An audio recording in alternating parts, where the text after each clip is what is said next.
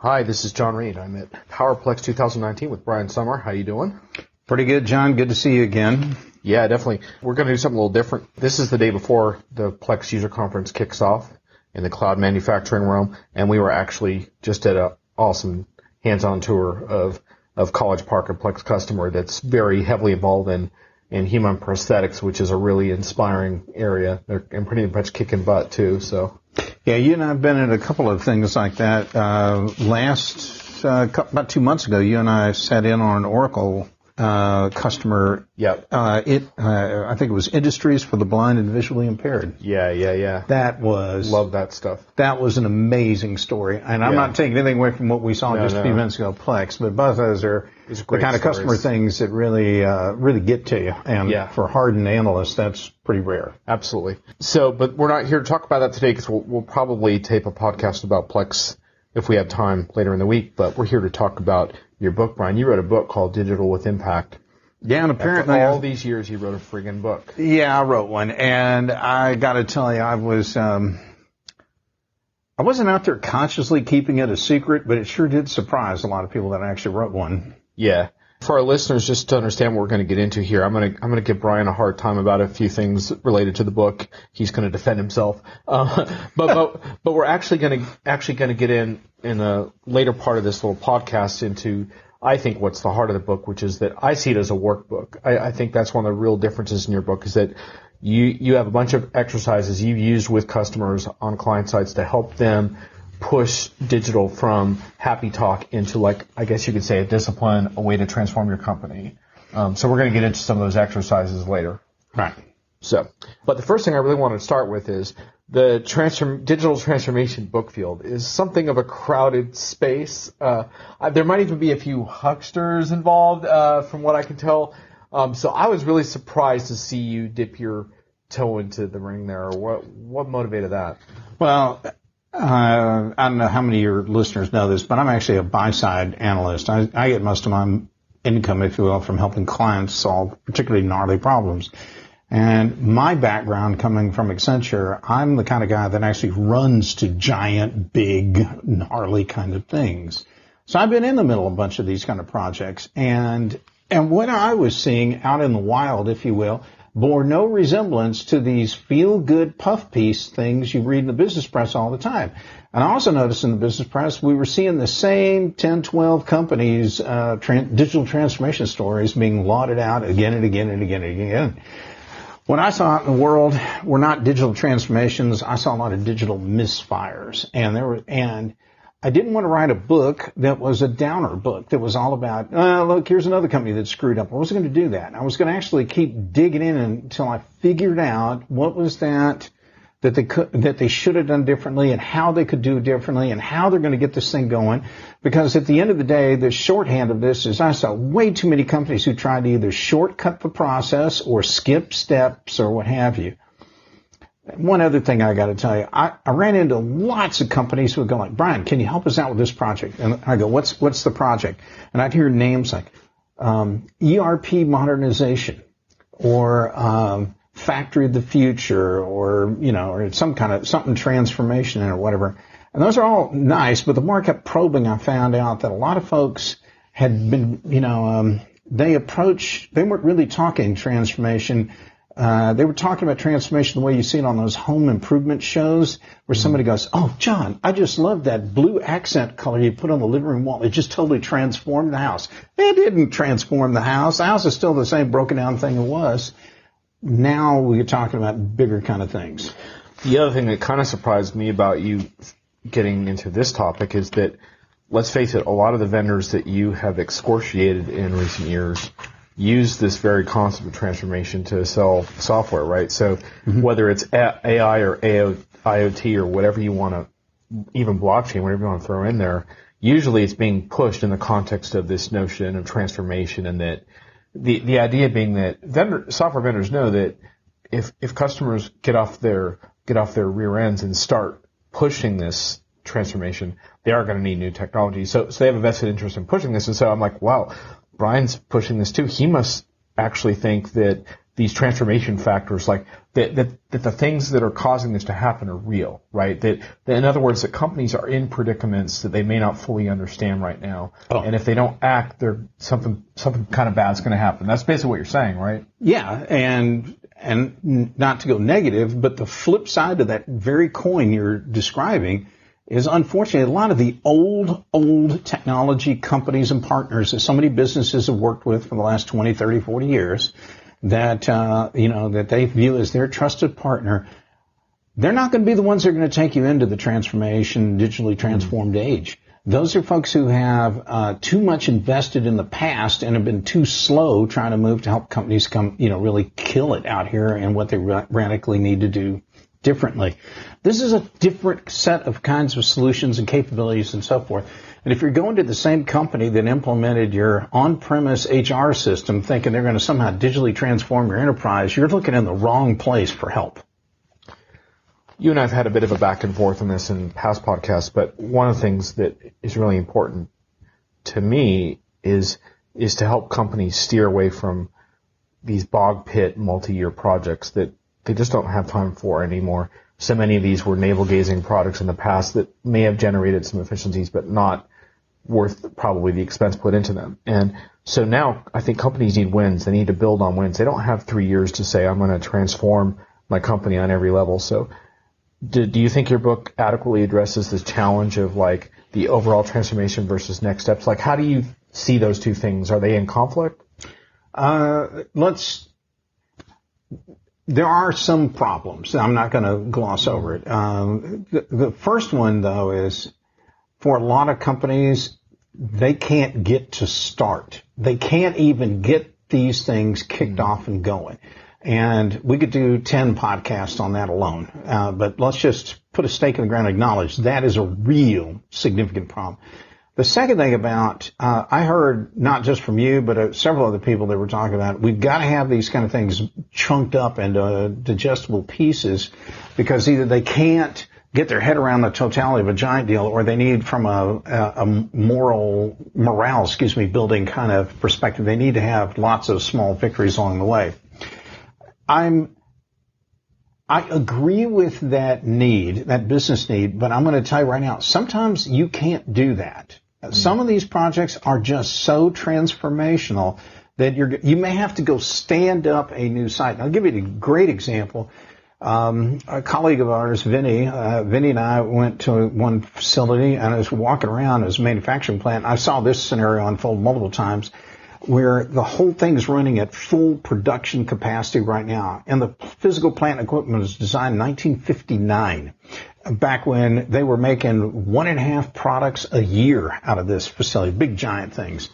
And now they're making things, now the size of the products has gone from like the size of a boxcar down to a dormitory refrigerator. They're making these things in the hundreds, and it was never set up for that. I mean, now squirreled away in corners, they've got 3D printers and everything else. You can't stop this plant so that you can now wire it up as a factory of the future because you would take it offline for weeks, months, maybe years. The company go out of business. And so I'm just telling you that I like the idea of breaking it into chunks and definitely do it when you can. But sometimes you may just have to go build an entire greenfield facility because you can't disrupt the current business today. Well, and I do think there's something that goes hand in hand there, which we won't get into too much in this podcast, but I think there's also a way to have quick wins, but also have a broader scope where you understand, like, you're not, for example, building a customer-facing app on one platform and a supply chain visibility app for your suppliers on another platform. Now you have 40. Like, there's a lot of architectural decisions you can make to help so that those wins stack up into something that resembles a strategy or, so anyway. Yeah, I think we're both saying the same thing, and that regardless, you better have a blueprint that really describes the entirety of the whole effort, the program, if you will. And yes, you can probably find ways to break it into discrete projects within it and get victories out of those along the way. We're flogging this. Yeah. So with the other really important distinction, right, is that there are these kind of, we talk about the FANGs, whether it's Netflix or Google, or you can even look at companies like Uber who have been able to achieve a fairly massive scale in a short time frame because of their market growth. These companies kind of have an advantage, right? Because they're the so-called disruptors. They're not carrying a huge amount of what we would call technical debt. Yep. But a lot of the companies that I think you most want to get this message out to are not in that situation. They are carrying the legacy of past software decisions and arguably mistakes. They have technical debt in the form of everything from over-customized ERP instances to data silos. I mean, there's all kinds of flavors. You talk about some of that in your book. I was even hoping, I think, for more in your book on technical debt, but you do cover a fair amount of what's holding companies back. So isn't that part of your message, too, that you can do this even if you have these problems? Yeah, you can do it. And you're right. I mean, I could have written an 800-page book, and people would still complain I didn't put enough in there. But as it is right now, I've already had one request to see if I could shrink it down to the Idiot's Guide to Digital Transformation. I'm holding it in my hand now. It is big enough to do some physical damage to someone, so it's not a short book. It's like, what is it, 250 pages? Yeah, no, it is a pretty quick read, I will say. But. All right, but to the point about, I remember going to one place. It was again, another manufacturing example. This place had been in business since around 1909 in the same buildings that a family member, somebody's great-grandfather had actually designed. And it was 5 different buildings, and you had to, and it was never set up for the kind of business that is really going on today. That's a physical infrastructure kind of technical debt. I run into more companies, though, that have a people skills technical debt. They just don't have the folks who know anything about algorithms, artificial intelligence, machine learning, chatbot technology, whatever it is. And the reason that's important is because how can somebody radically reimagine a process if they don't even know the first thing about the new innovations and technologies that go in it? And to your point, they could fall into a trap that you mentioned earlier, which is then they could call their old partner on the phone, and the partner will say, oh, yeah, we've got plenty of AI people for you, and then you're back to the same dangerous cycle you were in. And the big danger with that is you're probably not going to get anything terribly new original. You're going to get the same thing they recommended to the last 20 of your competitors. It's not transformational, it's incremental. And that's a big, big no-no here. We're not trying to copy the Joneses here 5 years late. You need to get in front of them because the speed with which businesses evolve and technology keeps changing, you cannot be doing this copycat stuff anymore. So I want to get into the exercises because I think it's really, really important in terms of thinking about what's different about your book than some of the others is that I do think there is this workbook flavor to it, and you have you provoke questions, but these are also questions you've worked through with customers. So one of the ones that I was struck by is the power of innovation combinations, which is exercise 7 for those who want to check it out. Okay. But one of the interesting things about that, right, is that when you combine these various types of innovations, you have whole new scenarios. I mean, you list things like everything from new business models to drone delivery capabilities to gig economy, increased use of robots. Like there's all kinds of different trends that could impact companies together. And so in the exercise, you ask them to take a look at these combinations to see what different collections of technologies and business models could mean for things like new product ideas, new customer-facing capabilities, et cetera. So how does that play out when you do this exercise with people? So one of the reasons I do it is because a lot of folks probably listening to this podcast, they just don't get the time to step away from the regular day-to-day job to actually really get down, peel the covers back, and understand what all these new kind of innovations and tools can actually do. But the danger in only looking at one innovation, if all I did was look at, say, chatbot technology, I keep thinking, okay, here's a chatbot, I'll have it answer some of my low-value phone call messages I get. But they're missing the big thing. And that is, if you think about, say, chatbot technology with artificial intelligence or machine learning and with something else, natural language processing, whatever, you imagine 2 or 3 of these things together, and then you apply that against a given process. And as you think about it, what the book is trying to get people to do is to actually think about the potential for what these new technologies can do. Not wait for some vendor to spoon feed you something that's already been fully baked out and therefore is no longer competitively differentiating. It will not move the needle for you in the market. And I will share this with you. While I've had a lot of success with that technique, it's a great way to finally kind of break down people's old ways of thinking, because everything they keep thinking about is, I'm going to take chatbot technology and bolt it to the side of an existing process. That's an incremental improvement. That's not transformational at all. Right. But then you throw in something like 5G into the mix, and it's a whole, like, you have to figure out what the implications of that are. With chatbot technology on our I don't know, order to cash process or something like that. Yeah. When I've done this, it has an incredible ideation stimulation effect when you do it right. Where it didn't work well for me was at a show I did in Asia a couple months ago, and had all these people working in teams of 8 or 10 around round tables, probably 150 people in the room. And I gave them a cheat sheet even. I gave them a list of 80 different technologies, and I just said, each table, just pick 2 or 3 of these technologies and then pick a process. And then I want you to talk amongst your team about how those 3 things could work together to radically, reimagine that deal. And I would describe it as an absolute bust. And the reason being that those people were more junior and clearly were at this, it was an HR show. They were there for the first time to actually see what these new technologies were. This was the first time they'd seen like chatbot technology or what have you. And I had to go by and kind of unstick these tables full of people that were all stuck. They could pick the technologies, they could pick the process, but they could not get into the ideation mode at all.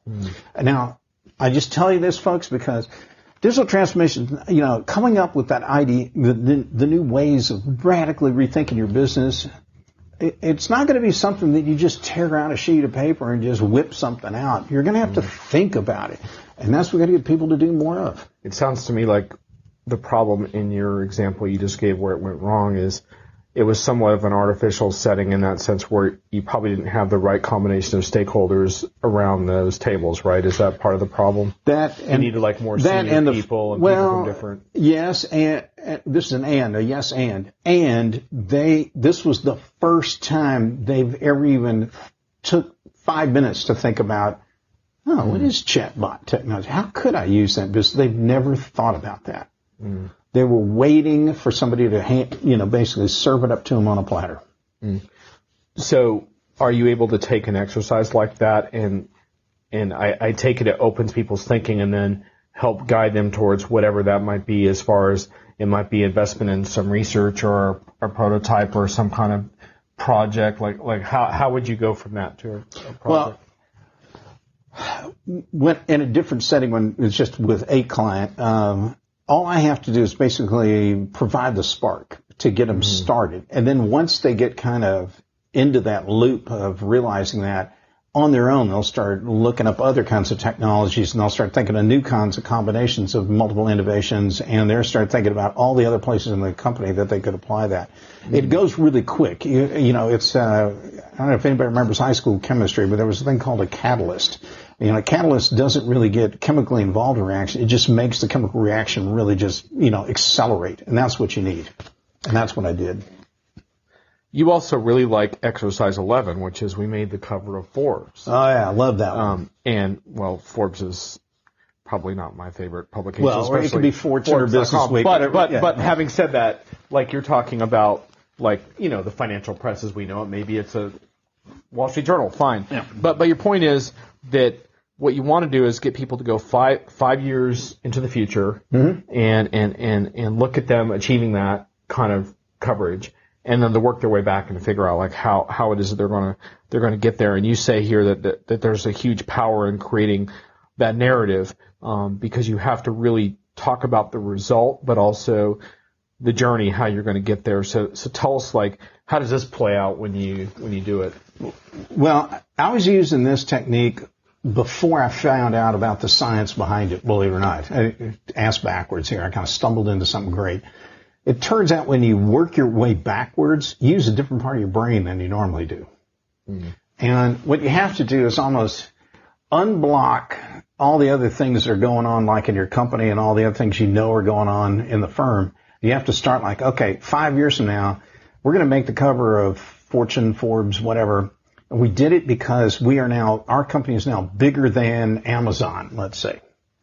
So how did you get to be bigger than Amazon? And you have to start, like you said, you're working backwards from that narrative, but it also makes you focus on, you quit wasting time and energy on a bunch of other projects that aren't going to do anything close to that. Those are distractions. They're incremental little things. You got to get rid of it. This project, this activity is really interesting because you have to think it out. You got to draw it kind of like a reverse timeline. Like, okay, 5 years, that's only 60 months. What can we do in 60 months that can make us bigger than Amazon? And as you start thinking that through and writing the narrative of it, then what you want to do is try and share that narrative with everybody else there and like the executive committee and watch what happens, because people now they can see the destination. And that's one of the hardest things a lot of people have is they can't put a line in the sand and say, in 5 years, this will be us. Now, how do we marshal all the resources of the firm to hit that particular X on the, marks the spot kind of destination? Most companies do the opposite. They go, someday we're going to be bigger than Amazon, maybe. And they start thinking about a bunch of little itty-bitty incremental deals, and they'll never get there. You've got to go from the other way back. And and do like I do. I always find who my client is. It could be like a director or something. I'll put his or her picture on the cover of the fake cover of the magazine article and pass that around the executive committee just to see how well everyone wants to support that idea. Right. So because you're using a different part of your brain in this exercise, is this exercise not challenging for some teams? Oh, it's really hard for a lot of teams to do because most of them they cannot write like a 2,500 word article. Mm-hmm. And they're not used to writing that kind of a narrative. It's just not in the business, psyche or skill set for a lot of people to do it. But if you soldier on through it, not only can you knock it out, but from that moment forward, everyone will tweak and tune that narrative because now they know where they want to go. The reverse is what I often find. It's a whole bunch of people that all are running around packing up suitcases and luggage for some journey or their company wants them to take them on. And they're all like running out to the driveway to get in Dad's station wagon, and nobody's packed the right stuff. They don't know where the destination is, and they're all ready to go on vacation with no idea what they're going to do. And that's the general kind of thing I see all the time. And so when you go through that with companies, what is their takeaway after that exercise? What are they able to kind of do with that? Well, the book talks about four main sections: see, think, reconcile, and transform. And this journey deal, now that they see it, now I like this when you get closer to the reconcile stage, because now you got to look at this going like, man, I don't know, John. I don't know if we can we can beat Amazon, but maybe in 5 years we can be number 2 to Amazon, let's say. And you've got to look at realistically what can you get done with the resources you have. And if you don't have them, what are you going to do about them? Are you going to raise more capital? Do you have to change your hiring? There's a bunch of stuff you got to do. One of the things you may discover that when you're working your way backwards is you're going to find out like your company had to go hire another third new workforce that was nothing but all these like new age kind of skills, and it had to come up with a whole recruiting plan, everything else to go get these people. And if you know you're going to need them all like in year 2, then in year 1 you've got to be setting up the infrastructure and the campus relationships and whatever else to be able to feed that pipeline to get it done. One thing that also strikes me is that you probably get people talking in ways that they haven't talked before. Correct. And that's important too, because even if they get the kind of new kind of partner that you're describing, the real kind of advisor with that next gen understanding, like I still think companies have to be able to have these conversations sometimes without expert facilitation, but just be able to carry them on. So it sounds like you can kind of, if this goes well, you can kind of spark them towards that a little bit. Real quick, when I did that in less than 5 minutes after reading the article, the 5-year out article, they realized that they were doing a giant ERP project and Brazil was about to kick off. And they realized, it's not tied to the future of where we're really going to go as a company. And they killed it.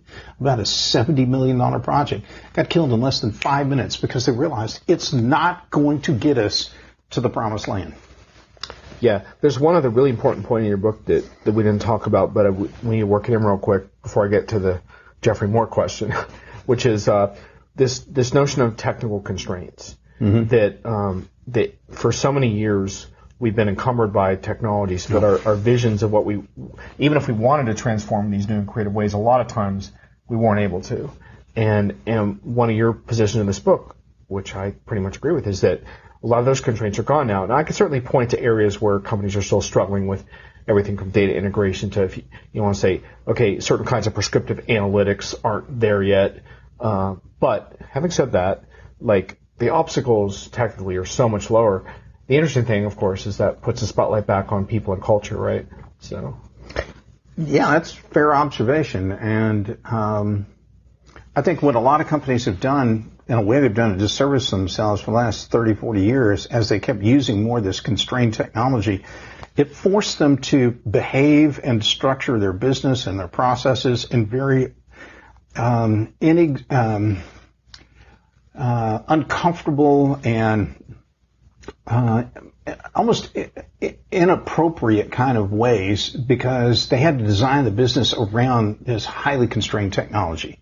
So the processes really are aligned with technology constraints and around the bare basic transactions, and that's just not the way business works. And they were also internal primarily too. Oh, yeah. Right, because I had the arrogance to start a newsletter in 1997 called Extending the Enterprise, which was sheer hubris, because obviously at that point the technologies weren't there to support, looking beyond. But now they are, right? And so it's almost now, as part of your exercises, I'm sure you provoke people to think about how those processes extend and how you would extend them to customers, suppliers, and what have you. Well, you folks on the podcast can't see me, but right now I'm grinning like crazy, because as John just described that, I wrote about how there's two things you got to be able to do really well, and one is you have to be able to pay attention to what's going on in the market and know what kinds of technology stuff are going to happen and what kind of changes are going to happen, business models are going to evolve and so forth. That's the knowing how things are going to happen. The other part of the problem is knowing when they're going to happen. And the example you gave is just like some I put in the book, where I predicted some pretty amazing stuff, only I was off by 10 or 20 years on when they actually were going to come to fruition. And I keep working on that to get the timing right. I have the ideas, the concepts are down, they're tight and right. It's the timing is what I have to keep working on. Yeah, being a tech pioneer can be glorious in the history books like Xerox or whatever before Apple and Mac, but it's not how you cash in, certainly. Yeah, well, but that's a whole other story. Yeah. Okay. Anyway, let's get to Jeffrey Moore before we wrap this up, because obviously Jeffrey Moore wrote one of the most important books that has a bearing on this conversation and Crossing the Chasm. And then at the Oracle MBX show this spring, you had the opportunity to spend, I think, an hour with him. Yeah, it turned out. So how did that go? It went really well. Jeff wrote a book that came out in 2017, and excuse me, I'm drawing a blank on the title of it right now, but it has a nice little, about 160-page red-covered book. And the focus of his book is really around why large enterprises are really having a difficult time doing any kind of digital transformation successfully. In fact, the front end of his book, he talks about he can't hardly find any big ones that have been very successful in transformation either. Mm-hmm. And I found that, frankly, validating, because contrary to the same business press that you and I were talking about at the top of this podcast, it's always so rah-rah, and let's do everything digitally transformed, the number of successes just really aren't there. His book's really about kind of how companies plan, budget, and manage the portfolio of all these different horizon-based initiatives. It's not set up well for large enterprises to actually succeed in transformation, particularly if some outside actor like an Amazon or Google, whatever, decides to suddenly jump into your space, and now you've got to royally accelerate stuff up. And he talks about all the problems that happen when that occurs. So Jeff and I sat down. We had a great conversation. I was going to share with him kind of the thesis. Zone to Win. That's his latest book. And Jeff and I, we were comparing notes between the two different approaches. We both start with the same kind of perspective that not all things people think and want to do around digital transformation are going to make it. and we both knew there were significant challenges. He focused on a lot of the economic issue ones, which admittedly I don't cover really in my book, and partly just we can't build gigantic encyclopedia sets full of books on this stuff. But he doesn't cover some of the stuff in mine. They both actually dovetail very nicely with each other on these two books. Yeah, you mentioned something before we started taping about how that you can get caught up in that cycle where an Amazon type company disrupts you and your R&D, your research and development gets all borked up, and then you go into essentially a death spiral. Well, that's because somebody comes into your space and decides you're going to radically cut cost or whatever in there, like what happens to the cab industry when Uber gets into it. All of a sudden your business is going away. There's operating margin pressure like you can't believe. They start slashing and burning every kind of budget, including all the marketing and the R&D money just goes away. They cancel all kinds of R&D programs. And then whatever you got left that might have had a chance of competing if you're a cab company with Uber, it may have been only a partially completed, a skunkworks project. You try and rush that to market, and it'll have all kinds of problems and scripts, and the company's decline just goes ever further down. It's a death spiral if you don't know how to manage it. So it sounds like your views are fairly complementary. Did you have any areas of disagreement with? No, and you know me, I don't have a problem speaking my mind or something. I know that. Yeah, and that's why I was kind of curious. No, but Jeff and we have certainly bounced into and talked to each other many, many times over the years. So, I know I've pretty much read all his other books. So, I think I've read them all actually, at one time or another. Right. So, the last thing I want to ask you was, since the book's been out, you've gotten some gut check reactions. What have you been learning? Well, I would say the biggest one of all is that, I keep running into companies who are already celebrating what I would call some transformational success. But the way I would describe it is for a huge number of companies, they're going to have to transform first before they can digitally transform. And let me clarify that. And you all on the podcast know if I'm talking about your firm, there's a lot of you that have business processes that if you peel back the covers, it's like watching sausage or legislation being made. It's a nasty, ugly process, and you'd rather prefer no one know about it. I think the sticky notes on the cubicle and stuff like that. Yeah, and when I walk around your shop floor and I see magnetic whiteboards to keep track of the status of orders or handwritten parts bin labels and things like that, I know you're not that advanced. And the other problem I keep running into repeatedly was, there's only one guy here who knows how to update the MES software, and that's a custom deal that was written some variant of Fortran, so you've got problems. They got to preserve him in like a bubble so he doesn't go outside and encounter traffic. Yeah. But these companies have to transform that mess, that near dysfunctional kind of environment, to get it up to some better steady state, so they can free up some resources and have enough confidence and take the fragility away of their current environment so they can actually do the real digital transformation deal. So I keep running a lot of folks who are patting themselves on the back like, hey, look at us. We finally have a shared service environment. And yes, that was a big project. Yes, that was transformative to your company, everything else. It made a big difference from an efficiency perspective. It didn't bring any real new business models in. It didn't fundamentally change who you are in the competitive marketplace. It just helped your margins a little bit or prevented you from going out of business.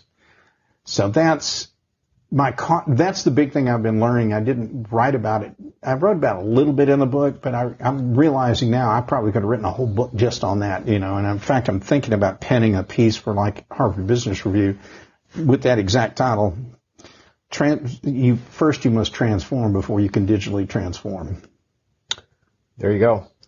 Well, Brian, I think we're almost late to whatever our so what do we call them? Our hosts, expect us, so we got to get on this. Yeah, we got to go make a personal appearance now, and shake some hands, kiss some babies, that kind of stuff. At the expo floor. I feel like in a way, we just scratched the surface, but I hope listeners got something out of that and got the impression of that sort of combination of a sort of a view of the market with a methodology that they can go take a look at and put to work And even though I don't have a big digital transformation project of that scope, I enjoyed going through the exercises, and I'll probably review those questions again because they're super interesting. So, well, I know it's a meaty chew, but I tried to write it as straightforward as I possibly could and not turn into some overly boring deal. One final note: there's a story in there about poaching, and that's the one everyone seems to want to talk about, and you're going to think, what's that got to do with digital transformation? Well, go buy the book, find it on Amazon, and you can read up on that one. I hope you worked wallet fracking in. I can't remember if you did or not, but I hope your coined wallet fracking phrase makes an appearance in there. It might be in there. I know. I used it heavily at the Zoho conference a few weeks ago. Yep. Not about Zoho customers, though. No. It was what I actually asked people to stand up and tell us stories of other vendors that had wallet fracked their corporate bank account. I don't want to get sidetracked by that, but if anyone's listening, it was really cool to hear customers in the middle of a massive keynote session standing up and testifying to how essentially they've been fracked. Yeah. And acquired some of the technical debt and the barriers that you get into in your book as far as how to overcome. So anyway, we'll leave it there for now, but I'm sure we'll pick up some of the stuff later on. Thanks, Brian. Thank you, John.